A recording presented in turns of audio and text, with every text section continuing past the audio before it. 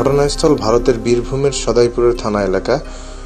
এক মহিলার বিরুদ্ধে স্বামীর রক্তপানের অভিযোগকে ঘিরে শোরগোল পড়ে গিয়েছে এই গ্রামে।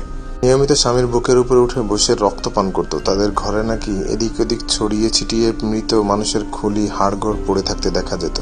এমনকি সাবিত্রীকে প্রতিবেশীরা নগ্ন অবস্থায় বাড়ির চারপাশে ঘুরে বেড়াতে দেখেছে গভীর রাতে।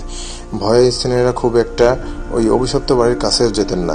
সম্প্রতি অভিজিৎ অসুস্থ হয়ে বর্ধমান হাসপাতালে ভর্তি হন। তার মা ছবি বাগদির অভিযোগ, পুত্রবধূর তন্ত্র সাধনার জেরেই অসুস্থ হয়ে পড়েন অভিজিৎ। নিয়মিত তার রক্তপান করত অভিযুক্ত সাবিত্রী। শেষ পর্যন্ত গতকাল রোববার রাতে হাসপাতাল থেকে খবর আসে অভিজিৎ শেষ নিঃশ্বাস ত্যাগ করেছেন। এই খবর গ্রামে আসতে ক্ষোভে ফেটে পড়ে স্থানীয় বাসিন্দারা। দলবল বেঁধে তারা মূল অভিযুক্ত ও তার বাবা, মা ও দুই দাদার উপর চড়াও হয়। স্থানীয় কয়েকজনের তৎপরতায় কোনো মতে প্রাণে বাঁচেন অভিযুক্ত।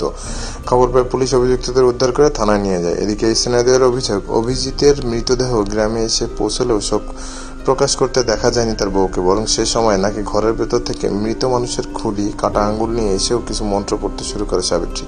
অথচ মাত্র 2 বছর আগে অভিজিতের ও সাবিত্রীর বিয়ে হয়, তাদের একটি সন্তানও রয়েছে। স্থানীয়দের অভিযোগ, প্রথম থেকে বাবার বাড়ির সদস্যদের কথায় পৈশাচিক সাধনায় মেতে থাকতো সাবিত্রী। অস্বাভাবিক আচরণ করত, স্বামীকে বেধড়ক মারধরের অভিযোগও রয়েছে তার বিরুদ্ধে। স্বামীর বুকের ওপর উঠে বসে রক্তপান করার কথাও জানা গিয়েছে। সূত্রে জানা গেছে, আপাতত অভিযুক্ত ও তার আত্মীয়দের জিজ্ঞাসাবাদ করলে আসল ঘটনা জানার চেষ্টা চলছে। সূত্র ইন্টারনেট। আমাদের এই চ্যানেলটি যদি আপনার পছন্দ হয়ে থাকে তাহলে অবশ্যই আমাদের ভিডিওটিতে লাইক দিবেন এবং আমাদের চ্যানেলে সাবস্ক্রাইব করুন।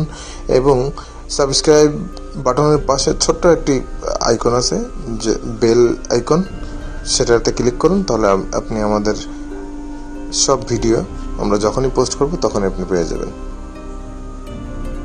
আশা করি ভালো থাকবেন, সুস্থ থাকবেন এবং আনন্দে থাকবেন।